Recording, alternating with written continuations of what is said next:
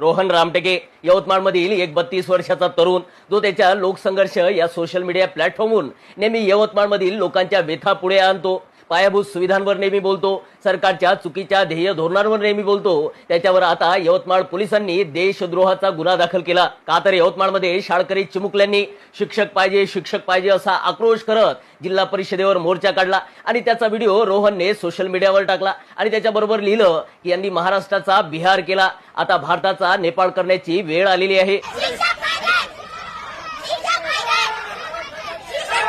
हे कलम म्हणते की फुटीरतावादाला प्रोत्साहन देणे, लोकांना भडकविणे अथवा मग भारताची एकात्मता आणि सार्वभौमत्वाला धोका निर्माण करणारी कुठलीही कृती जर कोणी करत असेल तर तो गुन्हा ठरतो। परंतु रोहनने त्या व्हिडिओवर लिहिलेल्या शब्दांमुळे भारताच्या एकात्मतेला अथवा मग सार्वभौमत्वाला कुठलाच धक्का पोहोचत नाही आणि त्याच्या वाक्याने फुटीरतावादाला सुद्धा कुठलंच प्रोत्साहन मिळत नाही।